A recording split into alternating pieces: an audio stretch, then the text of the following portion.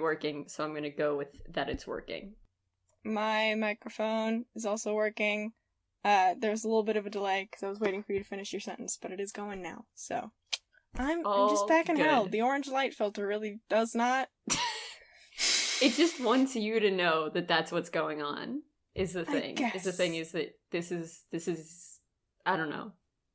What kind of Sozin's Comet bullshit is this? It's the same filter that American movies use to signal that you're in a South American country. Or or a Middle Eastern country as well. Yeah, that's true. And they're like, what do we do to indicate that we're in a different continent that's not Europe? Fucking sickly orange! Just this country has orange. jaundice! Like... The sky here has jaundice. Oh, God. Woo! I love American filmmaking conventions. What are you talking about? Anyways. Hi, listeners. What a hell of a cold open. Yeah, okay. Which is what we're gonna call this instead of the bullshit we do before we jump into the episode proper. Right, well, here is the description, yes. The world's divided in turmoil and desperately needs a savior. No, we're not talking about 2020, but the beloved 2005 cartoon, Avatar: The Last Airbender. Eli definitely remembers the plot of the show. Caroline has a deep affinity with Sokka of the Southern Water Tribe, and both are total nerds. It's good. It's a good time. It's a good time for the thing we can't do correctly, I think. 3, 2, 1. Hey, nerd. You know what? We tried. Yeah. It sounds like it's going to be very fun to edit that, but also, what can you do? If you can't tell, we're a little bit sleepy. We're a little bit tired. We're a little bit just out of it.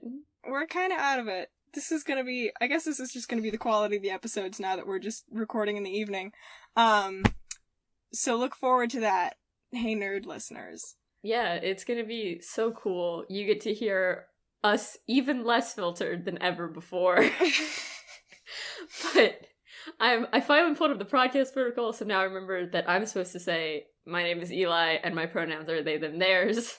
And my name is Caroline, and my pronouns are she, her, hers. And it's Hey Nerd. We've said it probably several times, but yes, here we are. Yeah. You know, we do have this little outline, and sometimes it gets used, and sometimes it's, you know, more of suggestions than requirements. Loose guidelines. We are, sometimes, you know, we walk in and we're like, this is gonna be like a really cool, you know, symphony piece that's very orchestrated.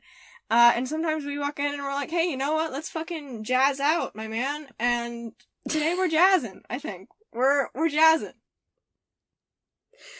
As soon as you said the word jazz, my brain very loudly went jazzing off, and I was like, kill it with fire! And now it's out loud and recorded. So all of you get to have that in your brains, too. Oh, no. Oh, dear. Oh, no. Well, speaking of killing things with fire... Yeah, speaking of killing things with fire, you know, we got out of the fire season recently. Though it is still fire season on the West Coast, unfortunately, but... Rip to the West Coast. Hope y'all are staying alive. Yeah, any West Coast listeners, be safe. We hope that you're not affected, because it sounds awful. Truly would not want to be there. Wow, we took a real dip into something serious. Anyways, if you were a season, which one would you be, Caroline? Oh, Jesus Christ. This was, you know what? We're going through this episode and it's happening. This episode is happening. Yeah. If I were a season, I don't know. I think I, as a person, would be, I mean, the edgy person in me wants to say winter, But I would say, if you told me that, I would be like, no, you're lying to me yeah, right now. I'd be like, yeah, you'd be like, that's bullshit. So I feel, I don't know, pretty autumnal. I just like cold weather. I am a Texan, and so if you are not of the South, that may be something you take with a grain of salt. But I like the cold weather, which for me is about 50 degrees Fahrenheit. Because normally the baseline in like, from basically, October through November is like 80. So I don't know, like autumnal, just like, just chilling out with the cool stuff, colorful, enjoying the cool weather and the nice air and the feeling of things changing. But not quite the dead winter months. I think the only aspect of winter that I think would maybe fit with the outward persona I project is like the holidays, maybe. True. I mean, I don't know. I feel like maybe not like Christmas itself, but the vibe of Christmas, because I feel like New Year's is not a holiday that I would say matches your personality, because it's a lot of people getting drunk and saying they're gonna do things that they're not actually gonna do, which are two characteristics that I don't really associate with you. Yeah, well, I will say the New Year's resolutions thing is just kind of my constant state of being as a person that's who fair. cannot fucking stick to shit, so that maybe fits, but yeah, no, getting drunk is not my scene. What about you, my friend? I think I have a guess. But... I mean, to the surprise of absolutely no one, I do identify most with the winter months, partially just because I really do be the oversized hoodies kind of trans person. That's what I am. I'm wearing an oversized hoodie now. I've been wearing them since school started. And, that really fits with winter, but also just like, winter's a good time for existential thoughts and just kind of vibing. And that's kind of what I do as a person. I think existential things and just kind of exist. And that's very winter. Yes. Yes. Love it. Next up, we have weekly anecdotes next, right? I feel like I'm doing like a memorization challenge for the podcast that I've been doing with you for months at this point. Weekly anecdotes is next, yes. Woo! Woo! We remember things. I passed the pop quiz that I gave myself on my own show. The lowest stakes pop quiz of all time. Quite possibly, yeah. Cool, weekly anecdotes. Oh, I do have a specific thing for weekly anecdotes this week. I may need to go get something to fully... Fucking goddammit, my phone just went off. Hello, phone. I'm gonna put you on Do Not Disturb. I'm a real professional this week, y'all. I may need to go get a prop, a visual aid, or not a visual aid, but an aid. So I will be back in one moment. Ooh. Wow. Being left in charge all by my lonesome. Wild. Absolutely wild. I don't know. I don't really know what to say. My thing with this week, it is Spooky Eve, so Halloween's coming up soon. That's fun. But, I didn't say anything interesting. I just talked about when we're recording this. Continue. Okay, cool. Alright, cool. So, I got this cool little planner, right? It's got a little squishy cover with cats on it. It's real cute. I've been using it to, like, they're, big blank pages that are kind of vaguely illustrated for, like, big sections of it, and then there are lined pages on sections of it. And the lined pages, I haven't really been paying a whole lot of attention to, but then, recently I noticed that they're, like, this is made by, I think, people who don't speak English as a first language, so a lot of this is translated in kind of in weird ways. But I've noticed that some of these little lines they have just kind of as little quotes decorating the margins are a little bit existential, accidentally. And it's really kind of cute, because it's also accompanied by, like, cats doing cute things in a very artistic style. So one of them's like, lonely, lonely. I am still thinking about someone. A lot of things, we can be touched, but cannot shed tears. Let's see, where's the other one? There's the one, like, song lyric that's like, smile though your heart is aching, smile even though it's breaking. Come to an end only, lonely melancholy is a taste of life. They're really sad. This sounds like lines out of my poetry. What is happening? Yeah.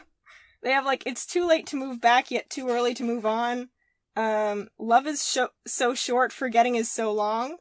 And let's see, there's one that I'm really just... They've really I'm really cut in to love the with. core of man, huh? I know. There's one line that doesn't even attempt to rhyme or say anything. It's just, when I'm crying and someone hugs me, it makes me cry even more. Fair. Tears are words the heart can't say. There's a lot of stuff about love. This is intense. Blah, blah, blah. Do. Oh yeah. One of my biggest fears is watching the person I love someone else. Some of these feel like actual confessions. Oh yeah, here's the one where I just wrote felt that in the margins. Just for once, I want someone to be afraid of losing me, and me is capitalized. So that's my weekly anecdote. Just once, I want someone to be afraid of losing me. So yeah, my existential little cat planner that's adorned with little watercolor illustrations of cats has some shit in it, y'all. It has some heavy shit. It's got some little. It's honestly just a little free verse moment, and I love it so much. So yeah, that was my little poetry corner gift to y'all this fine evening. Ooh. Did I do anything interesting in the past 2 weeks? Probably not. I don't know, I was thinking it's very funny, because, like, PVA says tomorrow, dress up for Halloween, and I was like, I'm probably not gonna do that, but if I was gonna do that, I would just put on that Eeyore onesie and, like, vibe, and who could tell me no? I'm in the restrictions of this day. But yeah, nothing interesting's happened to me. I've just kind of existed since the last time we recorded, and now I'm here. Nice. Nice. Yeah, I mean, yeah, Halloween is coming up for us. It'll be in the past for y'all, but it's in the future for us right now. It's very exciting. I say, I'm not gonna dress up for Halloween, except maybe putting on, like, just some darker clothing than normal, and maybe some darker dramatic makeup, but I'm not talking to anybody on Saturday, so... That's how it goes sometimes, you know? Yeah, straight up, just not gonna do it, so, you know, that's gonna be fun. I didn't really talk to anybody today either, except for you, so that's also how my day's going. Just kind of vibing out in my room. But yeah, I don't know. I feel like you've been up to some interesting stuff. I was gonna say, yeah, you've done some D&D stuff that was interesting. That's at least true. I think. Yeah. I don't want to put you on blast for, like, the weird moral framework you've come up with in our D&D group.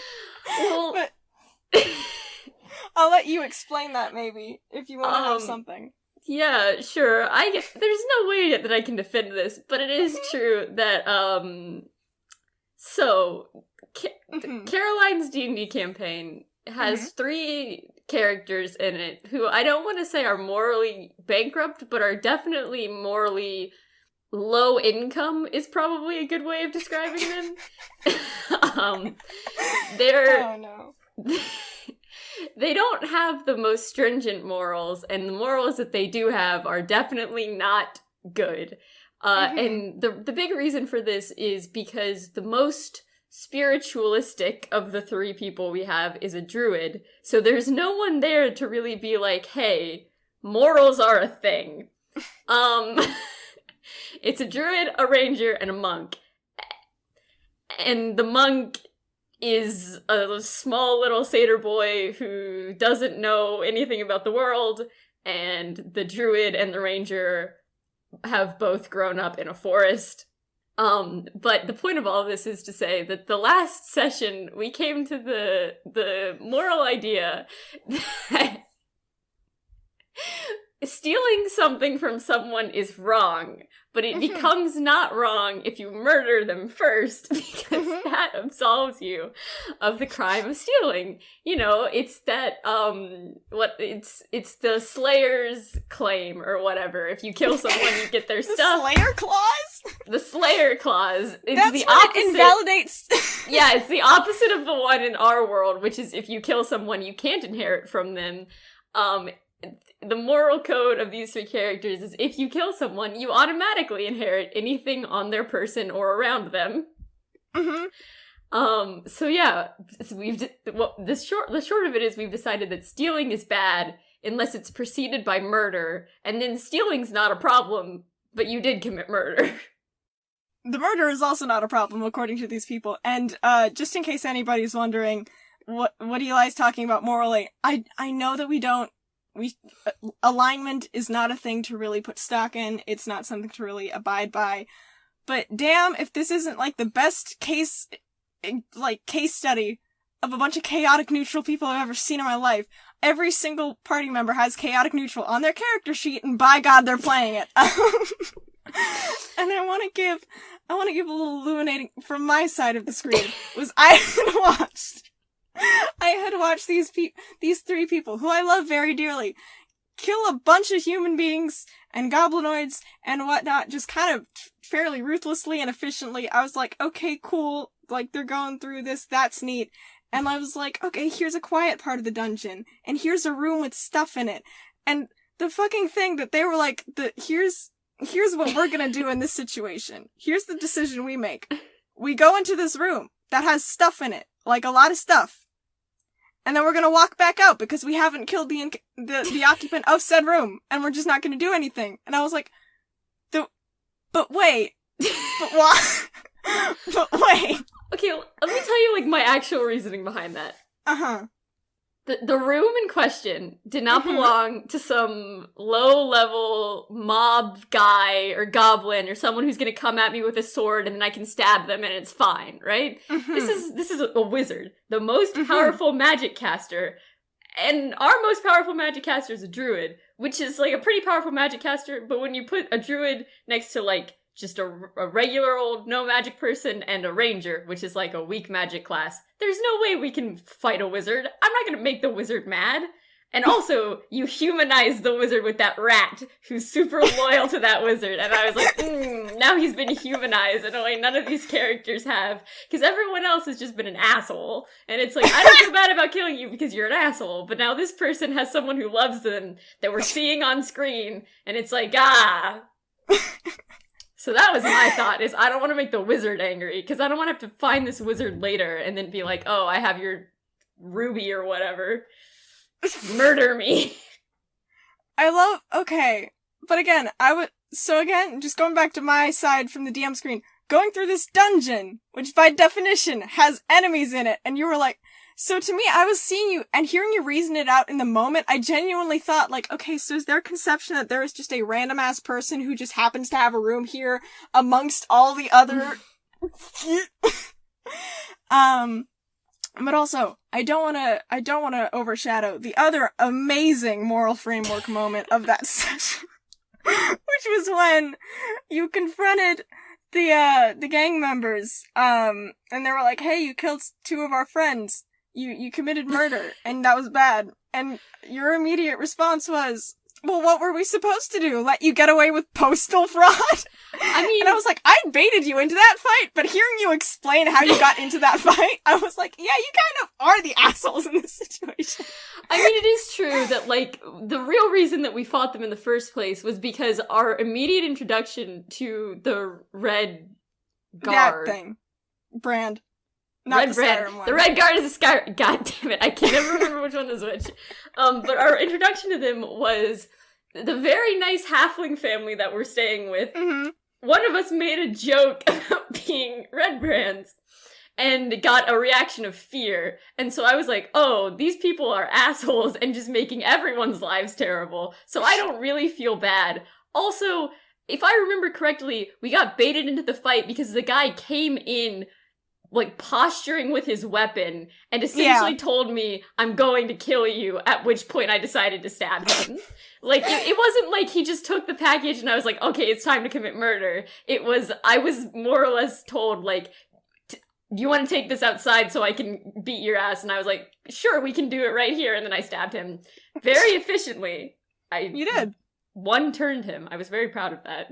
Yes. But yeah, no, it was very funny to just hear someone in the moment, like, just the fact that happened at all, and just hearing that of like, oh, you were gonna steal a package. Can't let that happen. And I was like, that's what you're gonna go with! That's the reasoning you're gonna go with! Immediately, off the top of your head. It was very funny. But yeah. Oh man. Yeah, we're not gonna turn this into a D&D episode yet. I think that's gonna happen.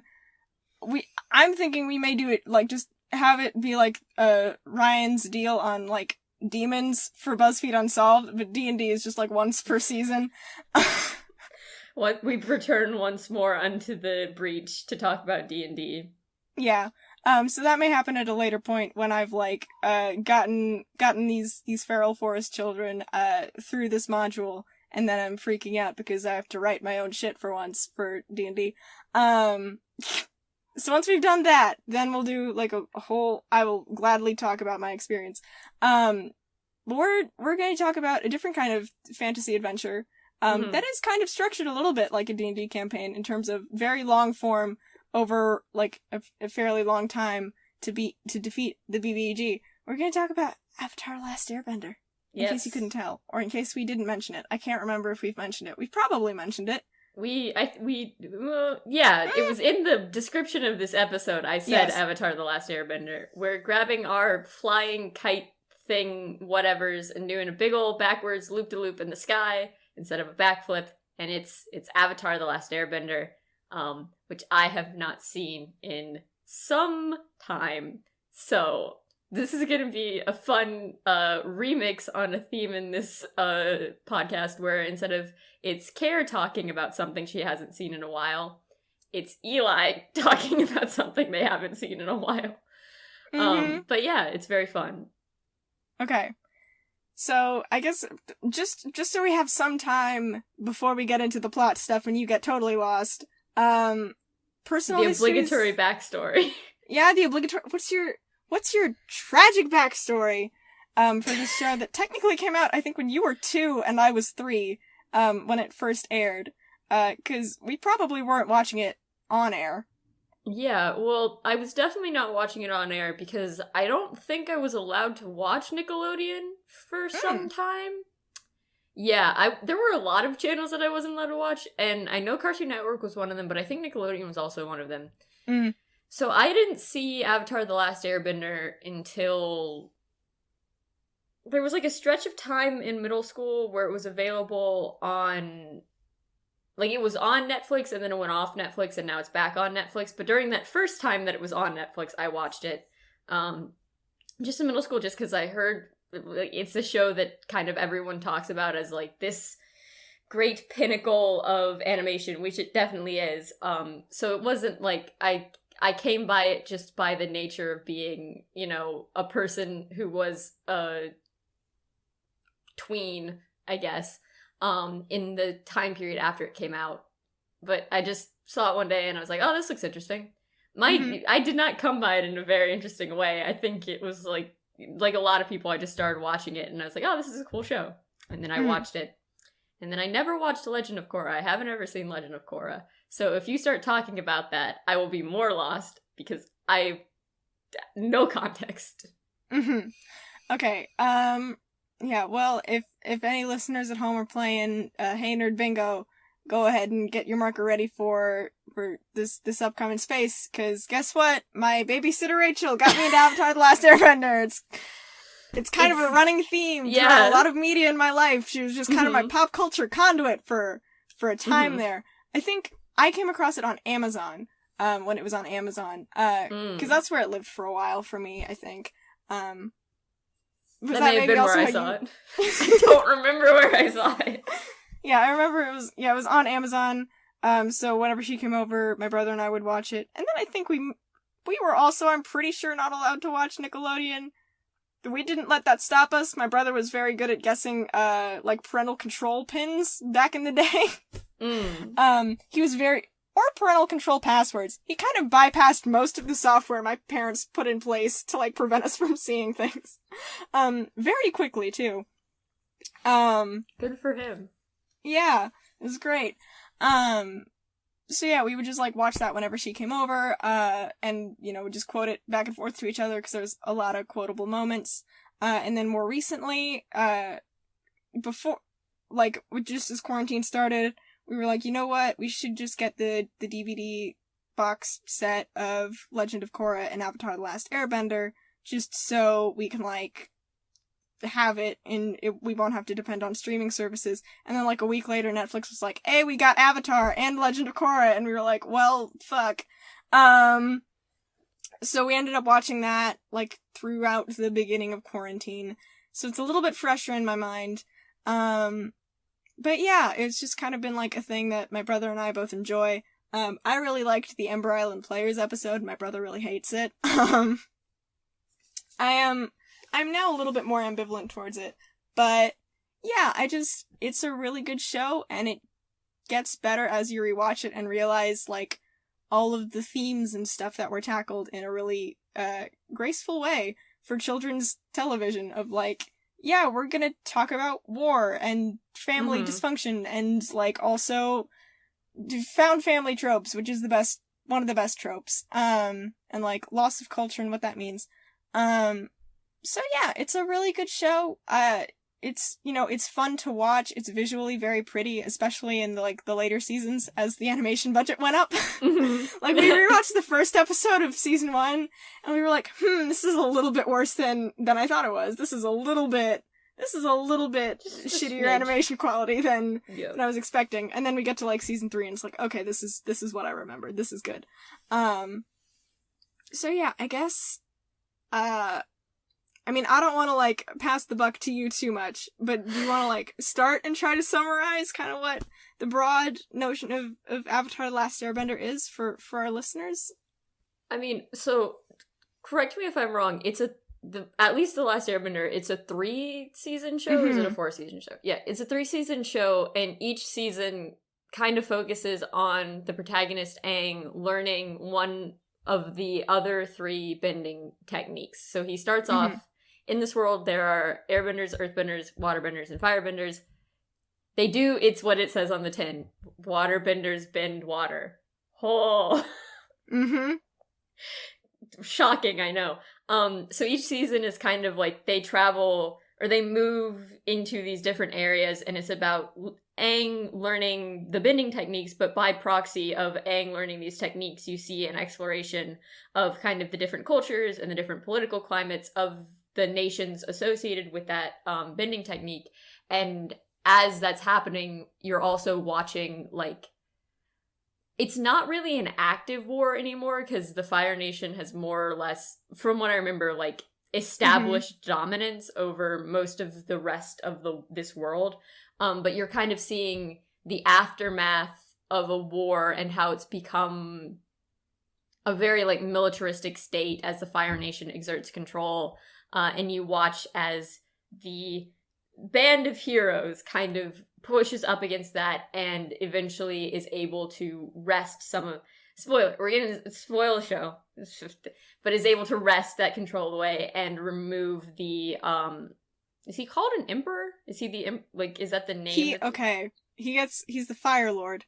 The Fire Lord. For most of it, right? He's, like, the ruler of the Fire Nation. And then he's like, fuck that, actually. I'm going to be the Phoenix King or some shit. And he's like, that's what he's gonna do for, like, ruling over this, like, fire empire. So he, like, promotes himself to a rank that didn't exist before. He creates a new job position and puts himself into it. It's a very CEO move. But yeah, they are able to wrest his power away from him. But they don't kill him, and that's, like, a whole big thing that we can probably talk about is the fact that, and I watched a video essay, so I will say I did lie a little bit. I haven't watched Avatar: The Last Airbender, but I've watched video essays about Avatar: The Last Airbender. Okay. But it was talking about how Avatar is kind of a unique show because it doesn't have this subjective morality, but, like, the protagonist's morality is very hard set, and they are able to build a satisfying climax that doesn't result in a compromise of that morality, which I think is kind of one of the reasons why so many people love kind of how the show ended, is because it doesn't compromise the protagonist to, like, satisfy the story. If that makes sense. Yeah. Yeah, so just, I guess, like, to kind of clarify a few of the points, so yeah, this is, like, a whole separate world with 4 different, like, I think, like, the alchemical elements is the best way to describe them, of, like, these are the 4 elements, but it's, like, we know that there are more than, like, but there are a bunch. It's like Aristotle's 4 elements is what it is. So there's, like, earth, air, fire, water, and then there's, someone who kind of fills the role, like, is reincarnated throughout these 4, like, elemental cultures and powers, called the Avatar, who is the only person who is capable of, like, kind of mastering all 4 elements, as the theme intro kind of says at the beginning of each episode. And so, yeah, there's basically, the backstory to it is, the Fire Nation is like, hey, we want to do imperialism. And then the other nations are like, but 100 years before this yes. happens, the Fire Nation wants to do imperialism. They don't just want to do, they successfully do imperialism. And because the Avatar is reincarnated into each kind of, like, elemental nation in a very predictable pattern, the Fire Nation's like, oh damn, the Avatar's gonna try to stop us, and the Avatar's gonna be pretty powerful, so we gotta wipe out the nation that is gonna produce the next Avatar to break the cycle. And the next nation kind of in line is, the air nomads, who are, like, very peaceful people who, you know, bend air, they live up in the mountains and, like, in the clouds, and can do a bunch of neat tricks with, like, flying and stuff. They're really peaceful, they're really nomadic, very spiritual. They're the smallest population, I think, and as such are, like, actually all benders, which is unusual because most nations, like, there are some people who can bend whatever their nation's element is, and some people who can't. Airbenders are, like, completely benders because they're so spiritual, and, like, that's very important for, you know, being a bender. And so they're like, alright, it's gonna be someone in, like, these air nomad temples. And the air nomads are also, like, each of these nations, another reason people love the show is because it's not based off of, like, stereotypical high fantasy stuff. These are based off of various, like, Asian or indigenous cultures. So the airbenders are based off of, I believe, Tibetan monks. And so the Fire Nation is based off... a lot of, like, the architecture of them is. Yes. And then, like, the Fire Nation is Imperial Japan, and then I think the Earth Nation is China or Korea, and then the Southern and Northern Water Tribes are Inuit. So anyway, Fire Nation, Imperial Japan's like, we gotta take care of this Avatar problem, cause it'll be bad if the Avatar shows up and is like, hey, you're knocking things out of balance and destroying world harmony. And so, basically, in, like, I think it's covered in the first episode or so of the show, the show jumps straight into discussing, like, hey, genocide got committed and these people all got wiped out. Hence the name of the show, Avatar: The Last Airbender. Basically, people think, like, oh, all of the air nomads have been wiped out, so there is no more Avatar. We're fucked, basically. Like, the Fire Nation's gonna do whatever they want. We're just gonna have to deal with it. Until Katara and Sokka, 2 kiddos from the Southern Water Tribe, which is the water tribe that's been hit the hardest by the Fire Nation, like, they're kind of goofing off, and Katara gets so mad at her brother for being a sexist asshole that she essentially, like, directly, starts the chain of events that leads to the world getting saved. #feminism. When Katara, who is a young waterbender, and also, I think the only waterbender left in her tribe, not in the world, just in her tribe, I believe ends up, waterbending so powerfully, she cracks open the iceberg, that contained, Aang, the last airbender, the Avatar, and his pet, flying sky bison Appa, and basically kind of has to reckon with the fact that, like, wow, you've been basically in, cryostasis? Yeah. For, 100 years? A whole century, and so this 12-year-old is now not 12, but 112, and he's like, oh shit, really? He has a bit of a Link in Breath of the Wild moment, where it's just like, yeah, you're young, but you're also older than anyone alive. So that starts off that whole chain of events, and the show basically follows these first 3 people, like, the first season follows, Sokka, Katara, and Aang, traversing, this world to get to the Northern Water Tribe, so that Aang can learn waterbending, and so Katara can learn waterbending, because, again, she's the only one left, and she's, like, 14. I think the age breakdown of the show is Sokka is 16, Katara is 14, Aang is 12, which is, like, a wild thing to think about. And for most of the first season, they are pursued by, an exiled prince from the Fire Nation, Prince Zuko, who is out to get them because his father has essentially sent him on a wild goose chase to find the Avatar, and bring him back. Which everyone else knows is a fool's errand, but Zuko's like, I want my dad to love me, because Zuko is also 16 years old and got exiled when he was 13 years old! So he's chasing after the Avatar, along with his very gentle, pacifistic Uncle Iroh, who's just so great and such a great example of masculinity. And I guess if you've listened this far, I'm about to get into some spoilers. So if you haven't watched Avatar, go get Netflix, go watch it, and then come back to this episode. We'll be waiting. We'll okay, be waiting you're back. 35 minutes in approximately. Yeah. So we're gonna wait. All right. If you're back, if you watched it, if you're good, we're gonna talk about Zuko, because you can't talk about how Avatar is good without talking about Zuko. True. Main mans. So yeah, his story, his backstory, tragic. Absolutely tragic. Absolutely tragic.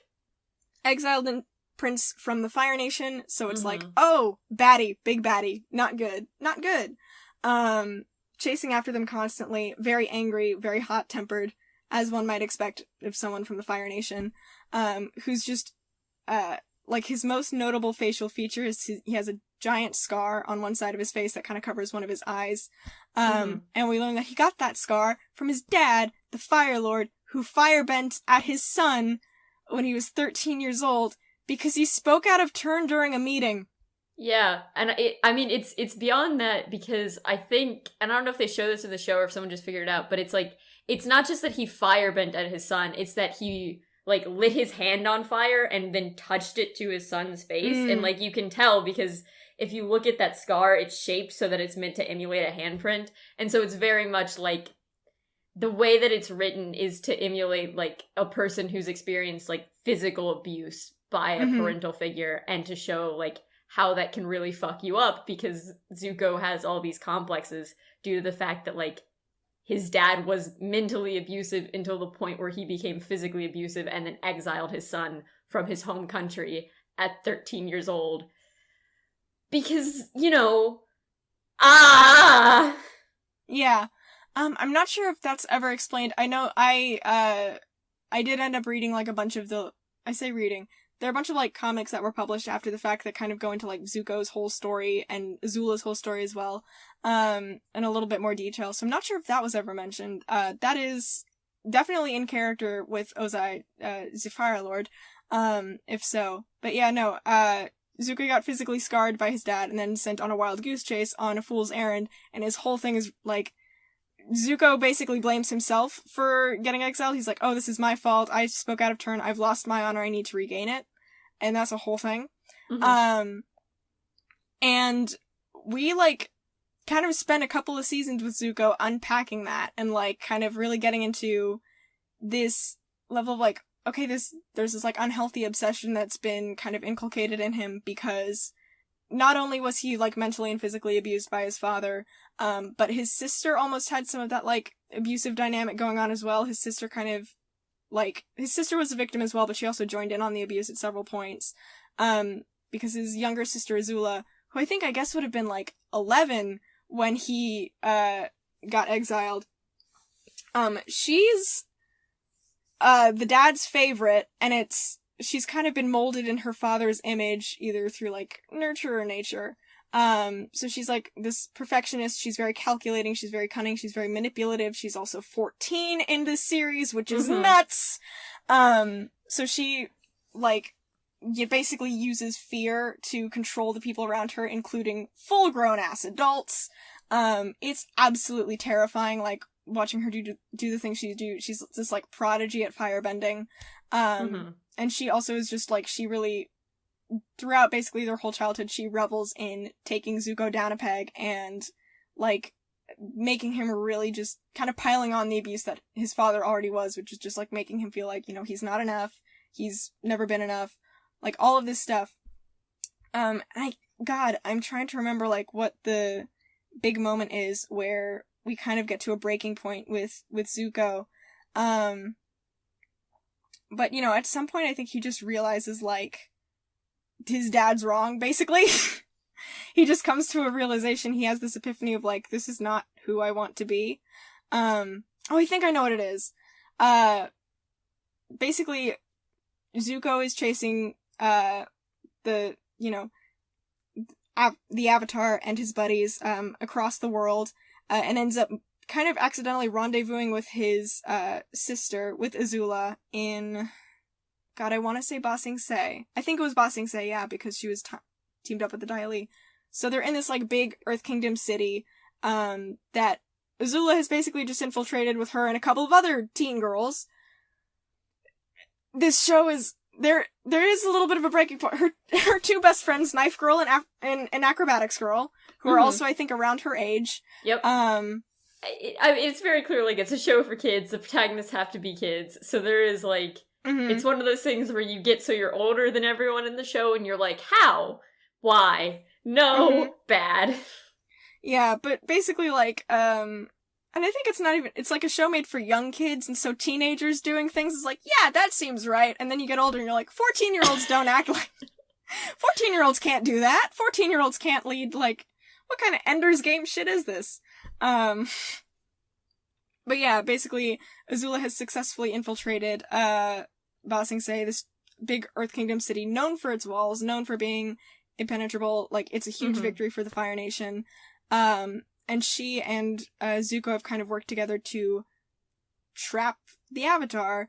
They've got him cornered, and Zuko turns his back on Uncle Iroh, who, tells him, like, hey, don't do this, you can still be a good person, you can still find your way out. And just goes, like, no, and, like, helps Azula, for all they know, kill Aang. Aang survives, but they don't know this yet. And Azula gives Zuko the credit for killing the Avatar, which restores his honor fully welcomes him back into the fold of the family. And, like, Zuko figures out that she did this because, we're not sure if the Avatar's dead yet, so if it turns out he's still alive, I'm fucked! Which isn't great. And so he's, like, kind of welcomed home as the prodigal son. He has everything he's ever wanted. And then he's like, shit, the crisis that I went through, like, throughout the Earth Kingdom, as I was kind of realizing that maybe I want to be my own person and get away from, my abusive family. And, like, when I really had started to follow the guidance of Iroh, only to stab him in the back, maybe this situation is not the good situation. Maybe not. Maybe I shouldn't be doing what I'm doing. So then he fucks off, and through a lot of trust building, eventually joins the Avatar in such a fucking stunningly executed redemption arc. It's great. Cause it's like, yeah, he has the capacity for growth, and we're all better than the worst things we've ever tried to do. And yeah, it's a really awesome story. Zuko's great. Yes. I think also, I was gonna say, one of the things that does make him really great is because, they take a character who, while not irredeemable at any point, is certainly, like, at least at the very beginning, somewhat one-dimensional. Like, and I think it's, looking back, once you've seen the whole thing, you can, like, more clearly see the seeds of planning, but it is, like, such a well-executed redemption arc, because it starts off with this character who you don't expect to be redeemable. Like, he is painted very much kind of like your average children's cartoon villain, which is like, he's a guy, he's doing this stuff, it's bad, and to take that character and make him one of the most compelling characters in the show, but also, like, one of the most beautiful arcs in the show, I think speaks a lot to the strengths of Avatar: The Last Airbender, which is that it doesn't fall back onto the stereotypes of the genre as much as I think most children's shows do. Which Zuko is a really good case study of. Also, angsty fire boys has gotta be, like, in my top 5 things that I enjoy in media. So Zuko really falls into that for me. For me specifically. Yeah, I'm kind of realizing, I don't know, I feel like this may be spoilers a little bit for our D&D campaign. I feel like I see a lot of Zuko and Len in your D&D character. Yeah. Yeah. Not least because of, like, the crimes that they're doing currently. Just doing a lot of crimes. To the Red Brands, it's definitely a Zuko Aang situation. I'm not sure if that's, like, what everyone else sees. I feel like we're kind of in a world where it seems that murder is perhaps not as stringently persecuted as it is in our world. Yet. Yeah, I think the real question is how many people do we have to kill before, Care inserts, like, a judicial system? Yeah, this module's been, like, explicit about, like, hey, this town doesn't have a functioning government, and I was like, fuck, okay, that's great and cool, I'm gonna try to humanize these people then, fuck! To varying degrees of success, as evidenced by... what were we supposed to do? Let you get away with mail fraud? Did the module not want us to go and kill? I was thinking... I don't know, it's unclear. It seems like the story beat is very much like liberate this small town. But to get back, I do think Zuko and the kind of character that Zuko is definitely something that I put into a lot of my characters. Because it's kind of like he's a person in an impossible situation, which is really narratively appealing to me, but it's also like he has to make the decision to leave a relationship that is not safe for him and that is not healthy for him, and that's something that, like, I think is a very powerful thing to have characters be able to do, because nothing shows agency more than someone not only being able to recognize that a situation is bad, but being able to take the steps necessary to change that situation. I think that is, for a lot of people, I think that's so much scarier and so much harder than is generally given credit for. And so, like, Avatar: The Last Airbender does it very beautifully of, like, it's not a simple story for Zuko. It's not an easy story for Zuko. And the amount that he struggles with it, I think, validates a lot of people who, especially because the show is built for young kids, it validates the feelings of a lot of kids who aren't going through something on the same scale as Zuko, but are going through the same situation where, like, it's very hard, I think, especially for young children, to recognize parental abuse. And even though, of course, his is kind of made larger by the dramatic stakes of it, it is, like, at the core of it, it's a story about an abused child being able to recognize that what happened to them was both wrong and not their fault, and being able to escape that situation. And I think to have that story told is something that needs to happen in children's media, but it also needs to be handled delicately. And I think that's why that's why Zuko appeals to me as a character. And then also, like, I draw from him because he's just an interesting moral character. I think that's a big thing with Zuko. But yeah. Awesome. But yeah. So that's Zuko. And I mean, there's, like, a much smaller scale, much more, I think, comic relief redemption arc, which is whatever the hell's going on with Sokka. 'Cause hot damn, the glow up is real. So I say that I feel a strong affinity with Sokka. That was in the episode description, and that is currently true. Not least because I currently have a side shave that wraps around, like, basically my whole head, so I can do the Sokka hairstyle that he's so well known for. But also because these are 2 points that are kind of silly, but bear with me. Sokka, like, the 2 people who Sokka has a romantic, like, storyline with, like, I relate to Sokka being into those people. Is kind of where I'm at with that. 'Cause let's see, the first, I think, like, I mean, he runs into the Kyoshi warriors, these, like, basically Amazon warriors of this particular island, first, and that's, I think, when he starts becoming a more likable character, especially for, young, more femme-aligned people, such as myself. Yes. Because before that, he's kind of, the prototypical, like, teenage boy kind of asshole about, like, just these, like, really blithely sexist statements of, like, girls are just better at doing laundry, etc., etc., girls can't fight, and then he gets his ass kicked by a bunch of girls, and is like, oh, shit! Yeah, Sokka is definitely a 16-year-old boy trademarked for, like, the beginning of that show. Yeah, it's really quite something. He's, like, constantly trying to, be kind of the man of the village, since he's the oldest boy left, since all of, like, the men have gone off to fight the war against the Fire Nation. So, like, he's kind of, you know, like, putting a lot of pressure on himself to be the man of the household amongst a bunch of women and children. And he just has a bunch of really antiquated stereotypes that come up with that, and a lot of very, like, gendered ideas about how the world works.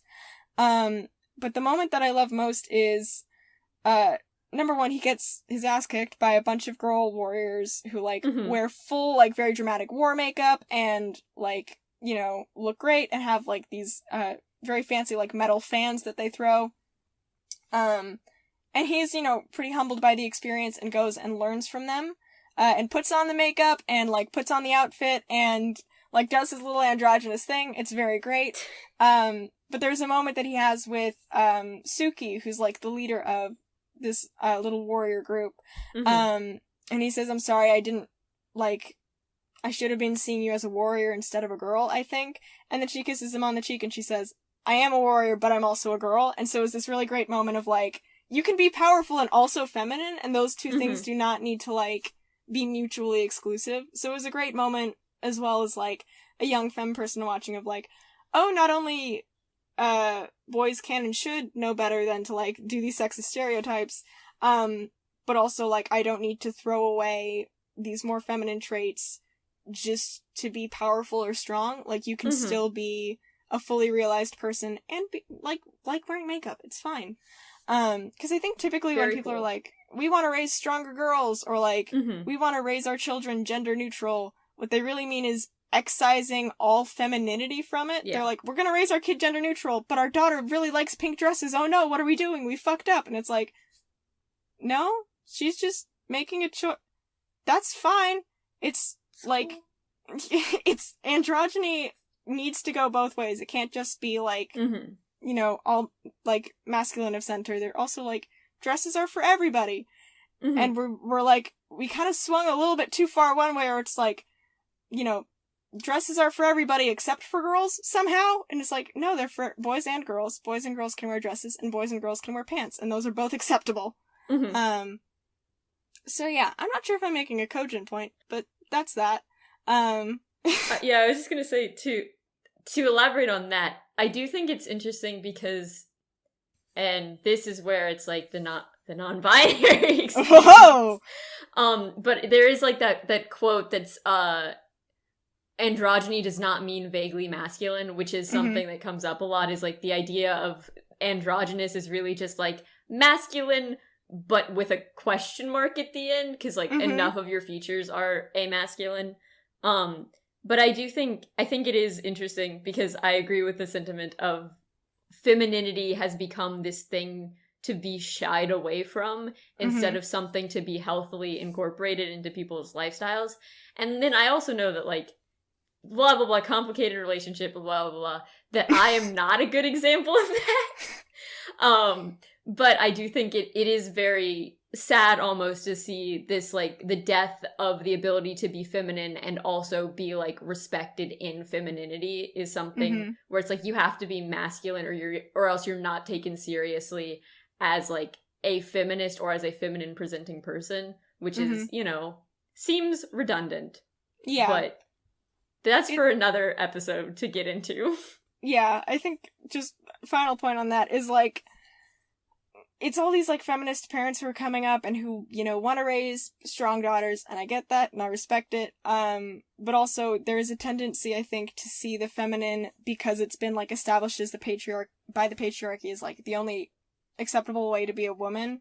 When women decide to do that, it's like, oh, you're upholding the patriarchy, but you're not, like, breaking down the patriarchy in that moment. If you do that, you're just reinforcing the patriarchal idea that feminine is weak, and that's also bad. So in conclusion, people wearing, if I'm a girl and I want to wear makeup, fucking let me, and understand that I am also for women's rights. These two things do not need to be mutually exclusive. So yeah, like, there's that first moment of, you know, growth for Sokka as, like, you know, I actually ran into a paper today looking for something completely unrelated. It was like, I think someone's school paper that for some reason ended up on a, like, they put on their blog for something for some reason. But it was like, the journey of Sokka towards becoming an eco-feminist, which was just so great. It was truly beautiful. I'll try to see if I can find it. I'll try to link it if I can, in the timestamp doc. But it was great. So that's, like, kind of the first moment of character growth where it's like, oh, this character is becoming, like, less, you know, just sarcastic, kind of sexist boy, but actually, like, growing as a person and learning. And then his second girlfriend, or, well, I guess, technically he runs into another girl who becomes his first official girlfriend, because with Suki, they were there for, like, a weekend, and that's not a whole lot of time for a relationship to develop. But his first official girlfriend is the moon. Ends up being the moon. She becomes Moon. She becomes the moon. She's very sweet. She's a princess of the Northern Water Tribe. She ends up turning into the moon to save her people. It's a very touching moment. It's a very sad moment for Sokka, because it's, like, again, his first girlfriend. But yeah, and then he ends up going back and finding Suki again, and then they end up in their own relationship. So basically what I'm trying to say is I have an affinity with Sokka because I have a double side shave, and warrior women and the moon are such sapphic things to like and have an interest in. I do. As soon as you mentioned the affinity with Sokka's love interest, I remember that great quote from when we were just kind of fucking around in English sophomore year, and you, in a terrible Russian accent, what was it? Why do you think so many lesbians like the moon? Both are government conspiracy. Which was very funny. Yes. We were not smart people that day. We weren't smart people. We had maybe 3 brain cells between us. There were 3 people in this group, in this conversation, I should say, so there was, like, 1 per. And they were all lizard brain cells. So yeah, Sokka is also a non-bender, so he can't do any of the cool stuff that, like, most of his, like, little found family can. But he ends up really compensating for that in awesome ways. He's like, I have plans, I can do inventions, I can do sarcasm, I can, like, be practical about stuff. He's, like, the science-minded of, you know, that little group. So yeah, it's just, he grows into, like, a really, you do see him, like, grow up and mature into someone who is, like, not only trying to posture as this protector, but who genuinely is, and doesn't feel, like, as insecure about it, and is, like, secure enough in his own masculinity to, like, be that leader comfortably and take that role comfortably, instead of, like, constantly having to be aggro to prove it. Which is just so nice. Yes. So yeah, that's why I love Sokka. He's great. Very good, yeah. I don't have much intelligent to say, but yes, I agree. Yeah, I am thinking about it, and just because I did compare your D&D character, I will say I think I made Solwyn into Katara. I made a Katara, which is not, it's not surprising, because I also related to Katara most of when I was watching it, both as a small child and now. I mean, fair enough. Yeah. Yeah. I think it does make sense that if my characters are all Zuko's, then many of your characters would be Kataras. Yeah. Yeah. My D&D character is a cross between, like, Frodo from Lord of the Rings and Katara from Avatar: The Last Airbender. Maybe Frodo growing into Katara. Maybe that's the arc. Yeah, the evolution is from Frodo to Katara. The Solwyn, Jones? Is that your last name? Yes! Okay, yeah, the Solwyn Jones story. That's the name of her biography. Oh no. But yeah, Katara is also great. She's, like, I think, like, she could have really easily, and she almost was easily, slotted into this role of, like, ooh, water, flowy, gentle, healer kind of thing. And she can heal. She's also damn good at fighting. She turns into a pretty fucking impressive waterbender by the end of the series.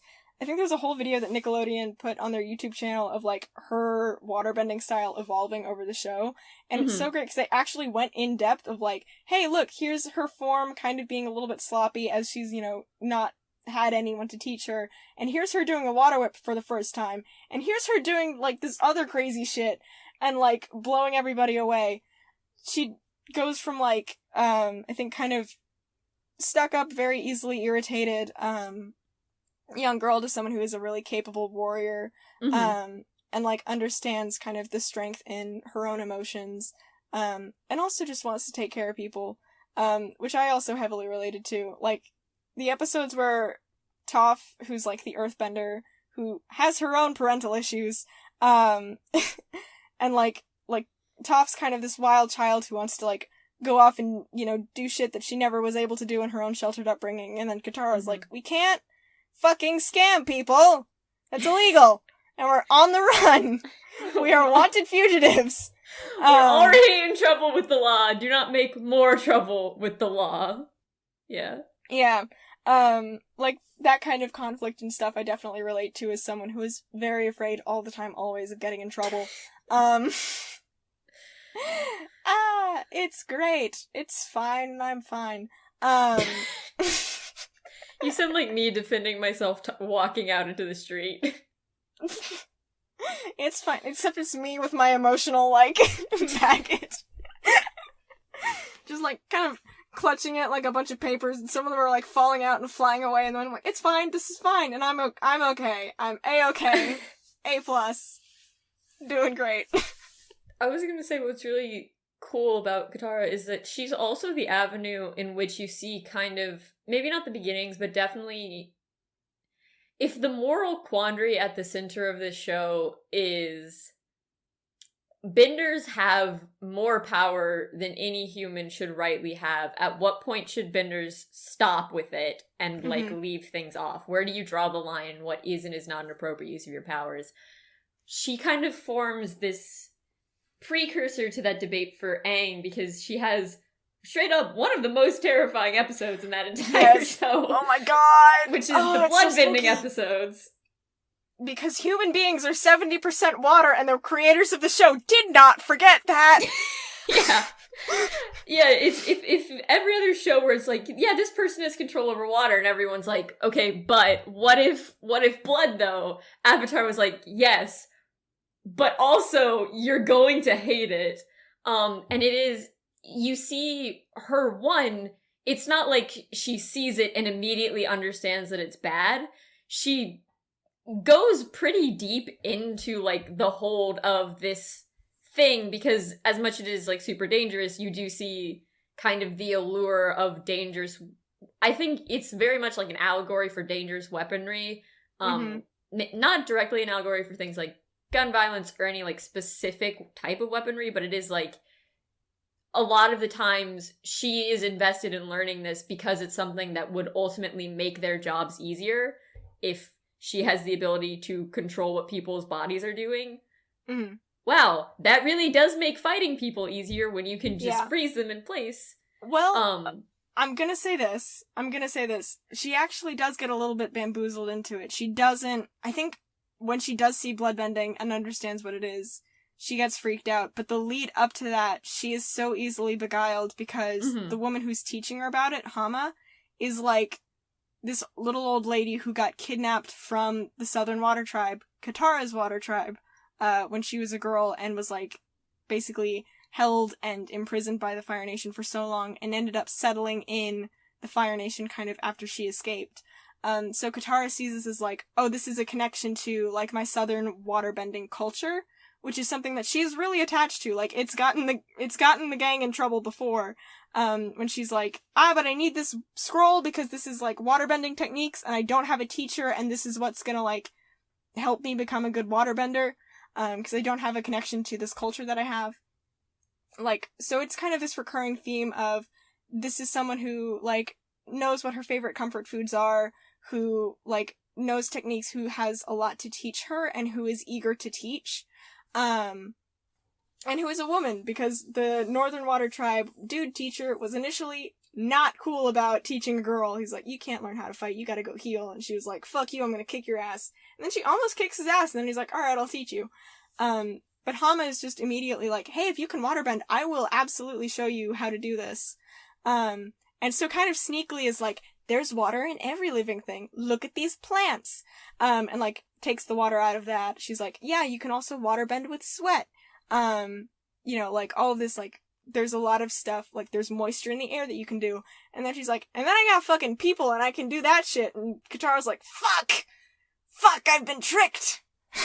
But I do think, and maybe it's not that, but I think at some point Katara does consider using it. Like, that's the whole thing, is that Katara does consider using bloodbending. She straight up uses it. Yeah. So it is, I think what is interesting about it is that you see a character, one, use something that she knows she shouldn't be using, which is like a whole thing. But it is true that it builds like the moral conflict at the center of the show, which is, can Aang, when it comes down to it, actively use bending to kill someone? And so you see like the microcosm of that within Katara as she has to reckon with, one, this like power that no one should have. I think we can say flat out, no one should have the ability to seize control of someone else's body by bending their blood. That's not good. I concur, yes. And so I think it's like the use of Katara and her struggle to build up to Aang's struggle really spoke to me as a writer, because I was like, oh, this is such an interesting parallel between these two characters who are kind of built not necessarily as foils to each other. I think they each have better foils within the show, but they're definitely built to be like parallels of each other. And I think that it's another example of the show being really well written. And then also playing with like, not fun morals, but like interesting moral questions of, is this okay, and what is permissible in extenuating circumstances? Yeah. Because the reason Katara ends up using bloodbending is because Hama bloodbends Sokka and Aang to fight each other. And before they can hurt each other, Katara bloodbends Hama to prevent her from doing that. And it's a really powerful moment within the show that really stuck with me is, once Katara has like kind of taken control of Hama's body, Hama smiles at her and says, now you're a bloodbender, and Katara like falls to the ground and weeps. So it's just this really stunning moment of like, you know, this snap decision that was made ultimately to protect her family. But it still led to this like, you know, overwhelming regret and shame for something that like, you would never in a million years expect that Katara would ever feel bad about using a waterbending technique, especially an advanced waterbending technique. And suddenly you fully have to reckon with like, oh, this is, again, like a 14-year-old who has just had to like fully violate her own moral standards to protect someone she loves, and like reckoning with that is such a powerful moment that's done like in a really moving way. So yeah, Katara's also got some great writing. And her relationship with Toph is also really great, because they go from kind of antagonistic towards each other of, you know, Katara kind of being maybe overprotective and, you know, a little overworried over what Toph does, and Toph being wildly antagonistic and, you know, like incendiary towards Katara, to them actually becoming friends and playing off each other's strengths, into like just a more mature relationship, which is also great, because it's like, yeah, hell yeah, girls who are different getting along. It's awesome. So yeah. I think something that's really interesting with Toph, and especially, I don't remember if that's the cause of their relationship, is that with Toph, the writers are really able to explore, like, the way that it feels for a person with disabilities to not be trusted in their own body and their own agency. Because Toph is blind, and Toph, I don't remember, was she blinded, or was she born? She was born blind. Yeah, so she has lived her whole life without sight, and she has been able to, through mastery of earthbending that's, like, unparalleled, to the point where she invents a new type of earthbending at one point that everyone's like, oh, you can't do this. No, everyone, I think it's like, everyone thinks metal bending is impossible, and then Toph's like, yeah, but what if it wasn't? What if I just did it? Yeah, you can't earthbend metal, and then Toph is like, guess what metal's made of, motherfuckers? It's just dirt that you compacted! An interesting approach for the show to take. But yeah, let Toph swear 2020. Let Toph say fuck 2020. But yeah, she is.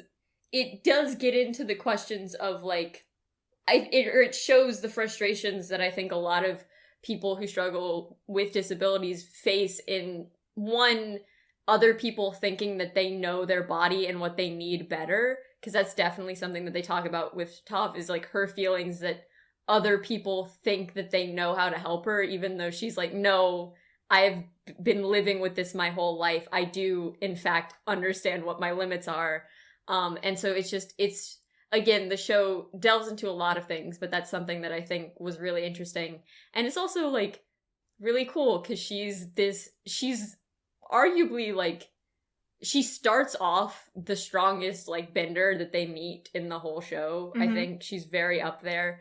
And she's just like, she is so undeniably capable that it forces kind of the people around her to reckon with their own prejudices towards disability, which I think is very interesting and not something that most children's shows would even like cover in an episode, never mind in like several arcs.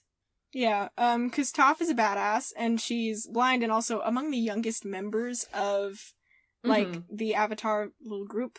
And it's really, yeah, it is really great to kind of see that kind of storyline played out, because I think typically when disability is presented in media, it's presented with either, like, there's a storyline that's like, oh, we're gonna go get this fixed, and we're gonna get this cured, and we're like, well, actually, Toph doesn't really need to get this fixed. She's doing just fine. She's not missing out. She's doing her own thing. And she's able to, like, you know, make jokes about, you know, hey, I can't see the same shit that you're doing. Or, like, she'll point out, like, you know, someone will say, like, oh, wow, like, can you see this? And they'll hold up, like, something, like, a piece of paper. And she's like, I cannot fucking read, asshole.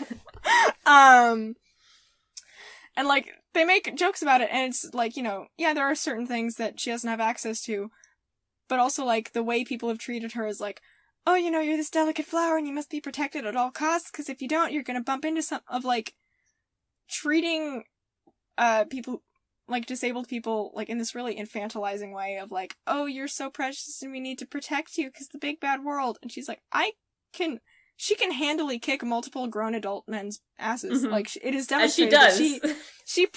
She is, like, basically a professional wrestler in the bending universe, and she takes on, like, these huge dudes who are, like, big and burly and muscly and been doing this probably longer than she's been alive, and she kicks their asses every single time. She's like a heavyweight champion. It's very fun. Imagine, if you will, a 12-year-old, like, fucking throwing John Cena out of the ring. Imagine that. That's Toph. That's what Toph does every episode. It's so good. So good. So she also has some issues around that, and that's part of why her and Katara are at odds, for a lot of their relationship, because Katara has this instinct to, like, step in and fill the role of her mother, because another part of Katara's storyline is Katara's mother sacrificed herself to the Fire Nation, in essence, like, basically saying, like, no, I'm the last waterbender in the Southern Water Tribe, you don't need to look for it, I'll go with you. And then the Fire Nation's like, well, actually, we're sent here to kill you. So, like, that's its own set of things. So Katara grew up having to basically, like, fill in as the mother, for her and her brother. And so she tries to do that with Toph. Problem with Toph is, that's already been done so much by her own, like, biological parents, who are just very overprotective, and, like, you know, again, want to coddle her and want to baby her, that, like, her response to that is just, like, fuck off, go away, I don't need you to parent me, because she's so used to, like, things swinging the other way.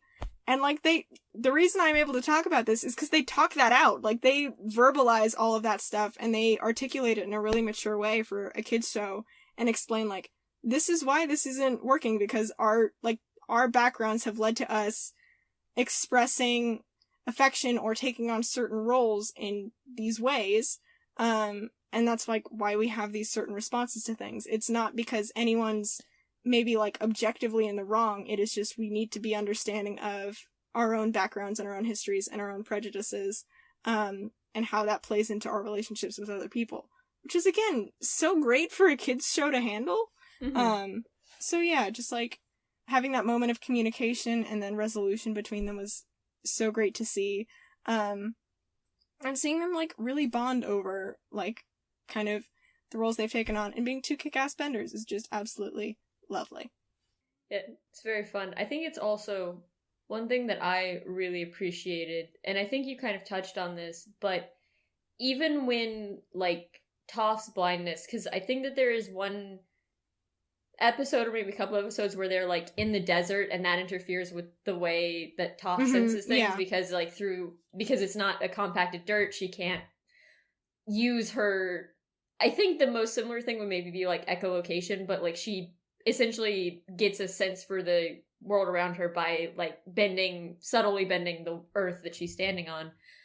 But even when it's, like, they don't make it so, like, it's never a problem, and she's just, like...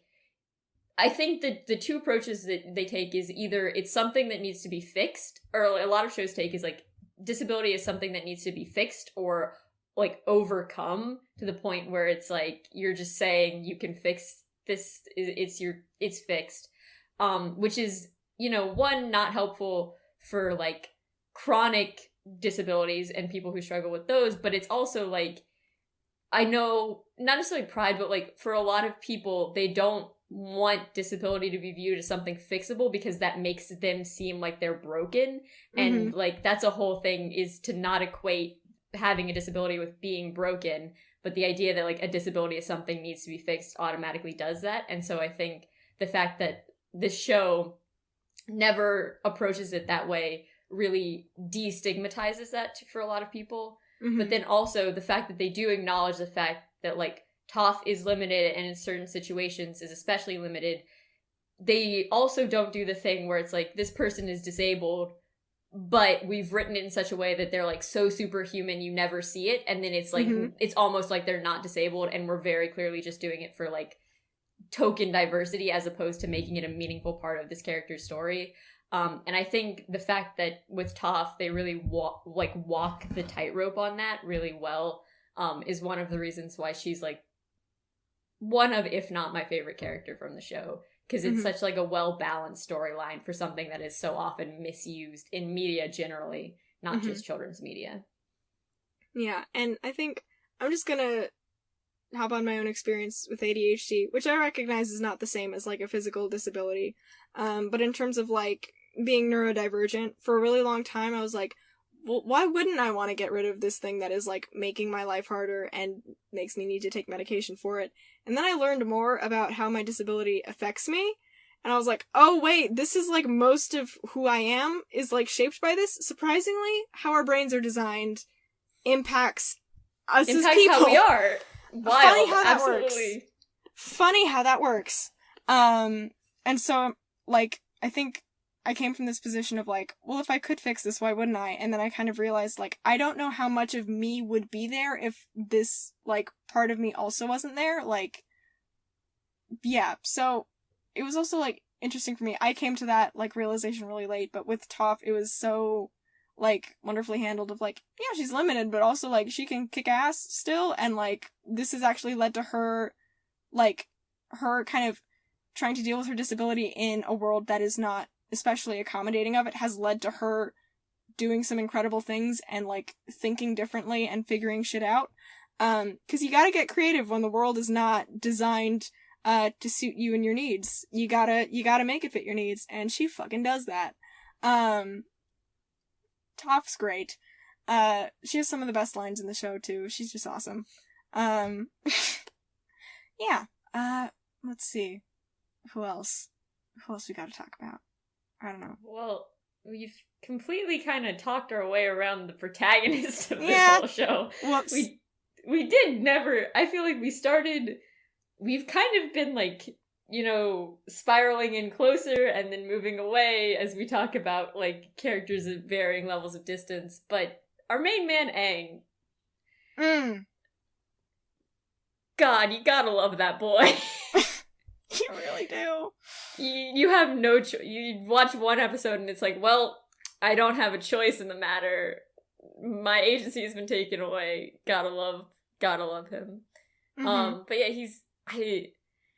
I think it's another thing that is very interesting is that it's so difficult, I think, to write a realistic character who is kind of unendingly positive. Mostly because most people are not unendingly positive. But with Aang, you see someone who is, like, one, at the center of this impossible situation, almost more than anyone else. He, like, is 100 years removed from the world he recognized. Everyone he grew up around has been brutally murdered because he exists. Like, that's, I don't know if they explicitly say that, but, like, his tribe got killed because he was the Avatar. And, like, he's at the center of that and at this moral quandary of, how do I fix the problem of there being a dictatorial ruler without compromising my morals that I can't kill?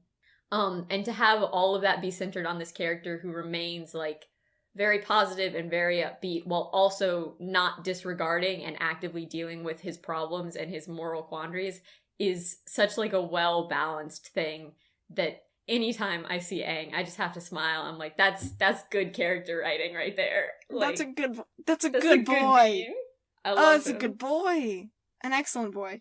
Yeah, and I think, like, he is such a positive person, but I think, like, that writing lends itself really well to the moments where he isn't. To the moments where he does let that kind of guard down and kind of reveals, like, you know, he is also deeply traumatized, just like everyone else in this show, and he's dealing with that trauma in his own way, because, like you said, he is 100 years removed from everything he knows and recognizes. His entire culture has been wiped out, and the only reason he was not wiped out alongside them is because he ran away from his responsibilities as the Avatar, because he wasn't ready to face it. So he has all this, like, kind of survivor's guilt going on. He's got all this pressure on him to save the world, even though he is just a kid. You know, he has, like, this ticking clock.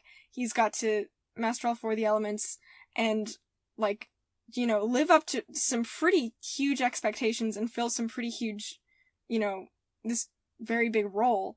And, like, those moments where he does kind of let that down, of, like, where he does let that fear through, where he does let that kind of anger and sadness and trauma through, are some of, like, the most powerful moments in the show. Even when he doesn't go into, like, an elemental Avatar state about it, like, he is a character who I think, you know, is positive most of the time, but also feels really deeply, and, like, you see him kind of mature from this person who is constantly afraid to someone who is kind of still afraid but ready to kind of take on that huge responsibility.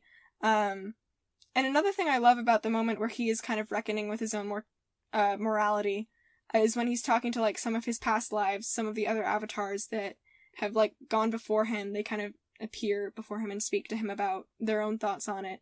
And, like, it was so wild because for a kid's show to be like, killing someone could be the right answer here, is, like, a very heavy thing to say, but they do kind of say it. Because Aang is against killing because he was raised as a pacifistic monk, but I think the air nomad avatar who came before him, like the most recent one, does say to him, like, yeah, you may have to sacrifice your own monastic tradition and belief if it means keeping the world safe, because you don't answer to your monastery anymore. You don't just answer to your, you know, like, your leaders anymore. You answer to the whole world. And if, you know, sticking to your values is going to put the world in jeopardy, you can't. And, you know, also Kyoshi, who is one of the best avatars, does straight up basically say no justice, no peace, in something that's like, yeah, you know what? I see it now. I'm not sure I fully understood what that meant back then, but yeah, I get it now. So, like, the way that morality, you know, it's like, there really isn't an easy answer in that situation. And, like, the show doesn't shy away from that, of, like, it may be that we need to kill this person and, like, breach this big moral code if that means keeping the world safe. It's kind of like, you know, kind of keeping in mind what your own personal values are, but also making sure that, like, you're ready to sacrifice for the greater good. And then Aang doesn't end up killing the Fire Lord. He ends up taking away his bending, which is almost worse, because the Fire Lord's a massive arrogant prick, and so getting clowned by a tween and then getting completely powerless in front of that tween. I want to just reiterate that the ending of this show is fucking superpowered Hitler getting fucking his ass kicked by a 12-year-old and his friends. Actually, it's just the 12-year-old. The friends aren't there in the final confrontation. Hey, Sokka and Toph took care of the airships. That's true. But it is like it because I think one of the big things about the final confrontation is that it's not just like one person is telling Aang, "Hey, you might have to compromise your morals." The world literally cannot take it if you don't compromise your morals. It's every person around him is telling him the answer is killing the Fire Lord because you don't have a better alternative. It's kind of like Aang doesn't fully understand how to do the thing that he eventually does, and so it looks like the options as they stand are killing the Fire Lord, removing him from power that way, or acquiescing to his rule, and everyone is of the consensus, like, we can't just let him continue, we can't let things continue as they are. So what I think why that final scene works is because Aang is able to kind of step away from the pressures of literally everyone around him and evaluate his own moral code to the point where he makes a decision that he won't murder the Fire Lord, but he will figure out a way to make it happen. Or not make it happen, but make, like, this end, which is what it eventually allows him to do energy bending, which is another new thing that they introduce. But it is very much like, I think it has the same thing as, you know, he does in a way cripple the man to take him down, which is still like, there is some moral gray to that. But at the end you see a character who was so determined to both preserve his morals and do what needs to be done that he's able to innovate a solution as opposed to having to choose between the two of them, which I think is a very satisfying resolution to a story that's kind of based around people innovating new ways around existing problems. That's kind of like a theme throughout the show, is like when you're faced with an impossible situation, you create something new to answer it. And it makes sense for that to be kind of the final confrontation. Yeah, it is a very cool moment, where, yeah, he's just completely powerless. Like, I think to really finish out the similarity I was trying to draw, superpowered Hitler gets his ass kicked by a 12-year-old Dalai Lama. That's what happens. That's basically, and then he gets called the loser lord by another one of the 12-year-old, the blind one, who also just wrecked his entire fucking airship fleet with, like, herself and 2 other teenagers. The show's great. I fucking love it. It's so good. It's absolutely amazing. Yeah, it's very good. Just, like, it's such a great final battle. Ooh, but speaking of final battles in Avatar: The Last Airbender, I do have to say that, like, Aang and the Fire Lord is good. Not as good as the final battle between Azula and Zuko, because that shit made me feel feelings. Fair. It is. Because we talked about Zuko at length, but I also want to point out, like, Azula is also, she doesn't get the same arc that Zuko does. She doesn't get redeemed within the show, but how she is written as, like, kind of the other side of the coin, to Zuko is so fascinating, and I think also does a really good job of pointing out, like, even though, you know, there's, like, in that kind of abusive situation where there is, like, the favorite and then the scapegoat, the favorite is also getting abused in that situation, and we kind of see the impact and the toll it takes on Azula's mental health as the behaviors she has learned from her father or that have been reinforced by her father of, like, using fear to control people and using fear as a way to keep people close to you instead of learning how to build meaningful relationships and learning how to, like, build love and respect between yourself and your friends. Like, eventually that breaks down and the people close to her leave because they learn that, like, how she treats them isn't acceptable and they decide to, like, you know, they decide to get out of that situation. And so she is left basically on her own with the knowledge that, like, what she does hurts people, I think, on some level. I think, like, you know, her own relationship with her mother, who is, like, very critical of her and her behavior as a small child, led to her, like, this idea, like, oh, my own mother thinks I'm a monster, and so that complicated relationship with her mother as this person who is, like, you know, gentle and maternal, but also very critical of how Azula operated as a kid. That kind of comes into play.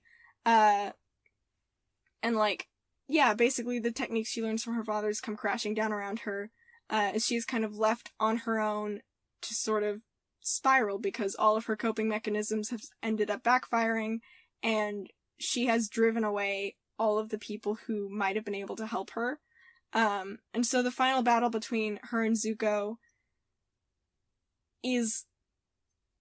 it's really powerful for a lot of reasons. I think, like, the decision that was made that jumps out the most to me, is, like, for most of the battles in Avatar: The Last Airbender, especially the ones involving, like, firebending, which are called Agni Kai, there's a lot of really heavy, like, percussive music. It's very fast-paced. It's action-packed. It's an action scene. Mm-hmm. It's really energetic.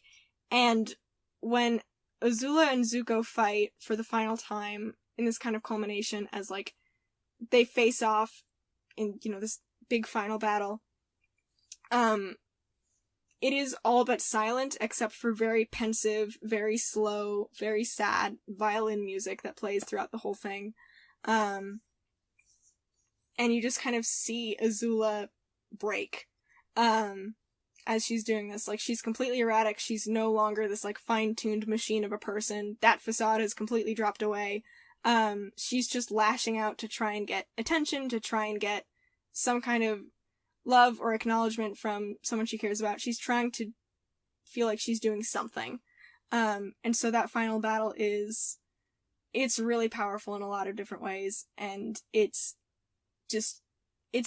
again such a good piece of storytelling, because it doesn't, like, they don't let Azula be one-dimensional either. They kind of unpack her own trauma, and, you know, just how badly it could have gone for Zuko if he hadn't had Iroh there with him to pull him out, and who is there to love him, because Azula doesn't have anyone to offer her unconditional love, and so when all of those conditions are suddenly pulled away, she has nothing left to support her. So it's some really powerful writing. And I think I mean, a 1,000 video essays have been written about that fight. Mm-hmm. But what's very interesting about it is, I think what I read is, like, if you watch that fight back, Azula is fighting the way Zuko fought at the beginning of the first season, Mm-hmm. and then the way Zuko's fighting is meant to emulate the way that we see Water, Earth, and Airbenders fight. And so Mm-hmm. it's this, like, it shows both of their progressions as you see that Zuko has come into a place by the end of it where not only is he, like, he's taken on the character of being the comfortable, self-assured sibling who believes that what they're doing is in the right, but is also, like, has the support of a larger group behind him, Mm-hmm. whereas she's become the loner who's lashing out in anger that's meant to cover up the hurt of kind of being abandoned.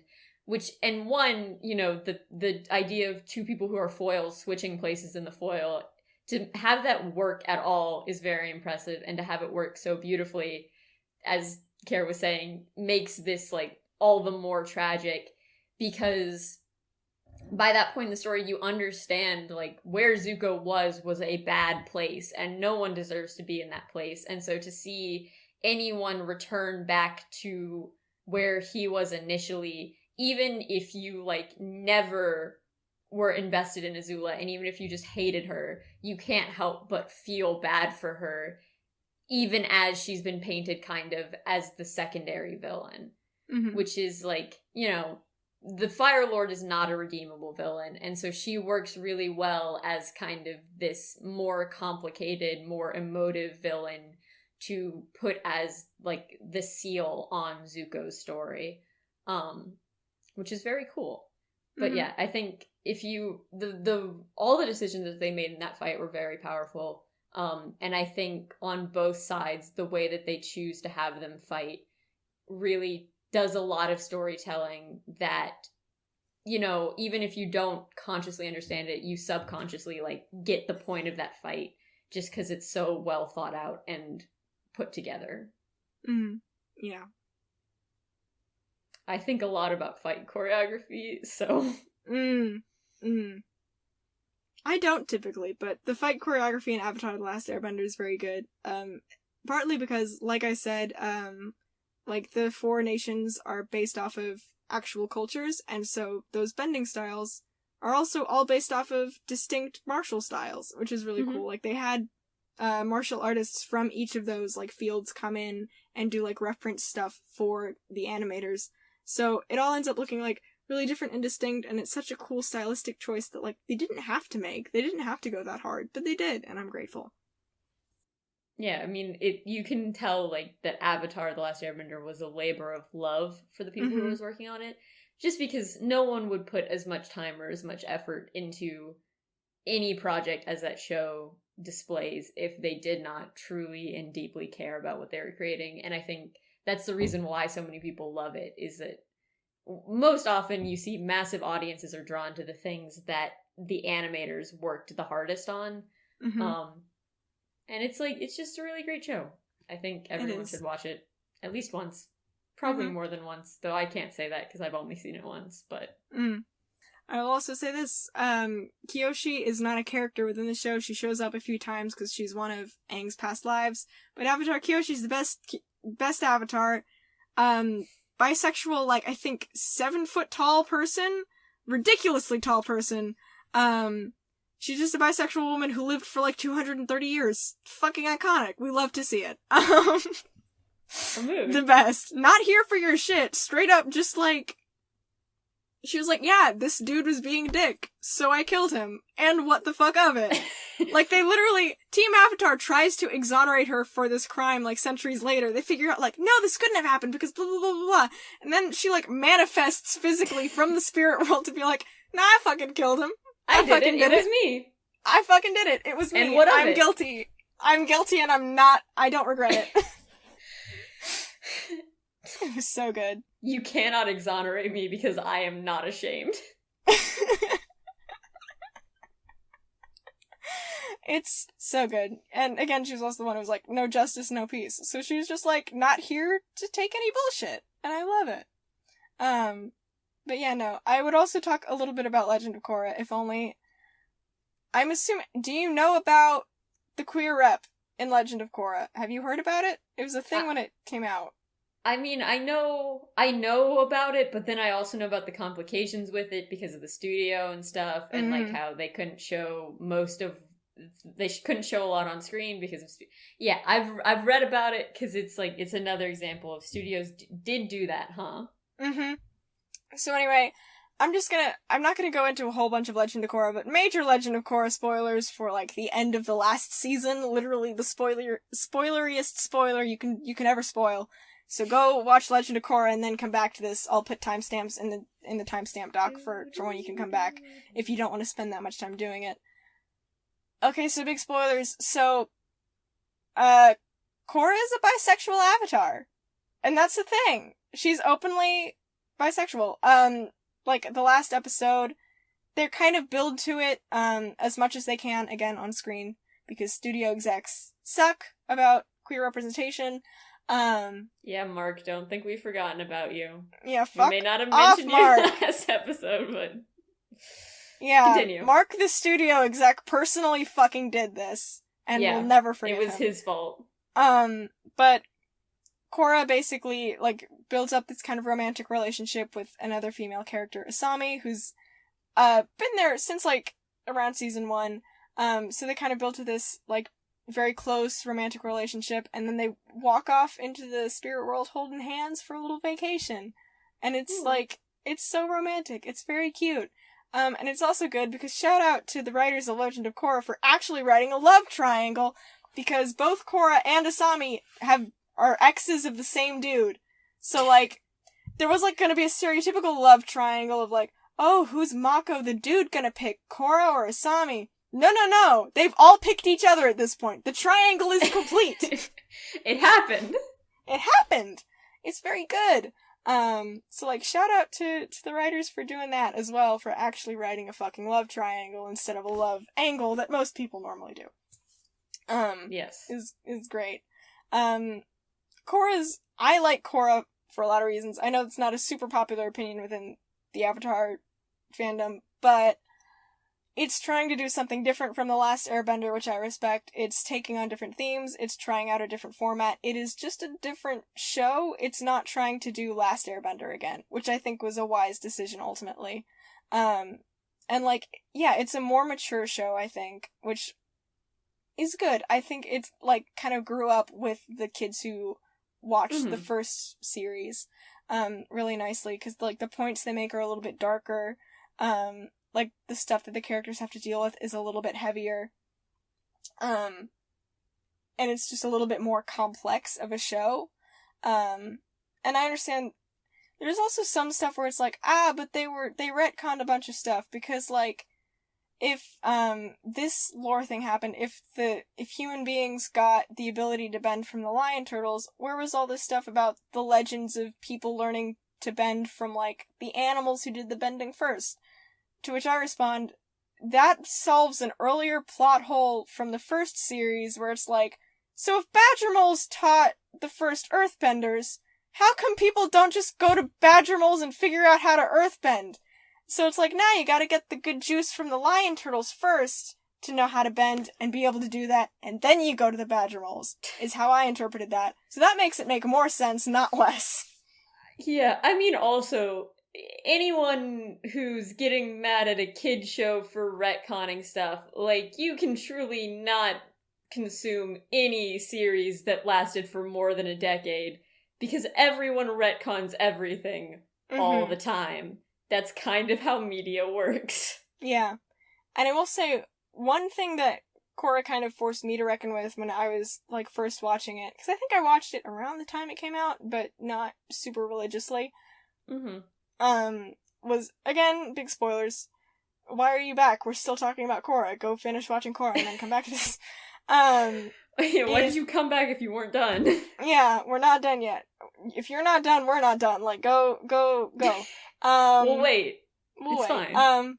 We'll wait, or you'll pause it, whichever comes first. But another thing that happened, like, that, I was, like, kind of mad about when it first aired, was basically, I think Korra gets, like, spiritually injured in some way, shape, or form, and loses her connection to the Avatar state, essentially, like, cutting off her connection to all of the Avatar's past lives, and so, like, the Avatar cycle starts again with her.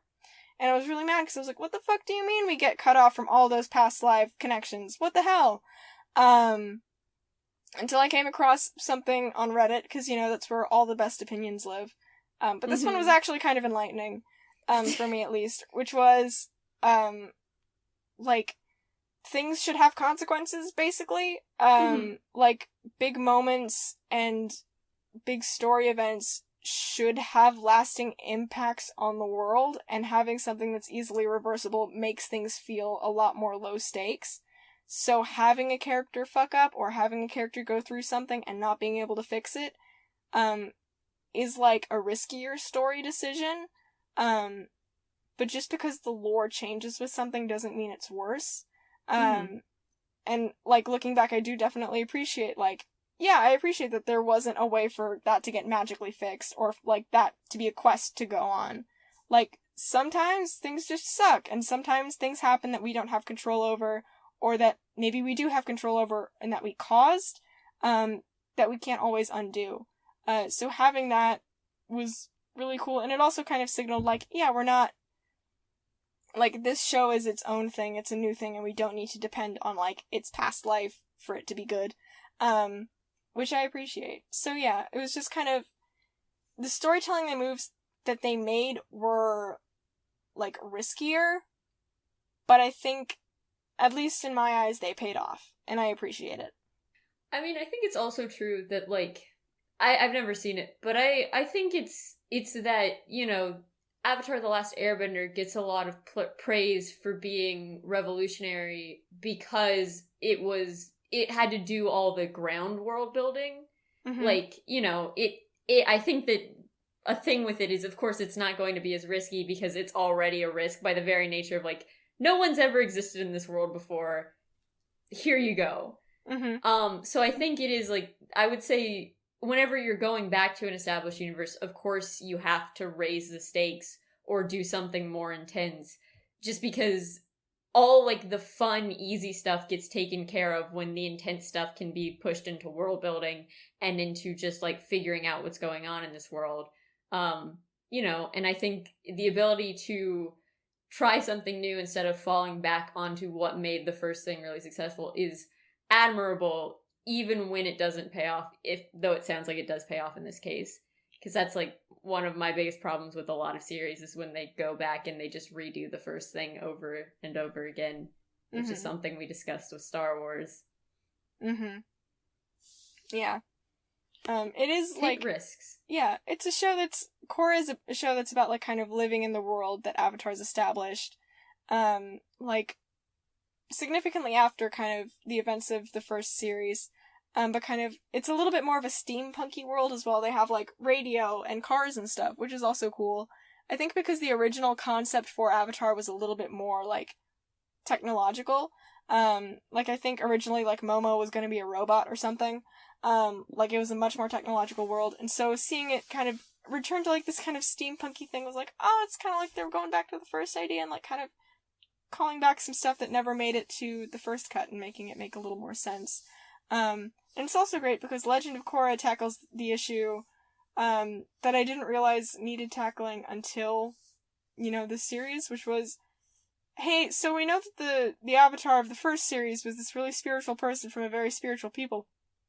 But sometimes the avatar is just a jock. But what happens if that's not true? Korra's a golden retriever of a human being. She's so good and I love her. Yeah, she's such a jock. She plays volleyball. Well, she doesn't literally, but she basically is like I don't know, she's a sports person. She does pro bending. That's the thing that she actually does in the show. She does, like, pro fighting. Like, within the context of the show, she's an athletic person who's, like, energetic and kind of hot-tempered, and it's so great to look at and see.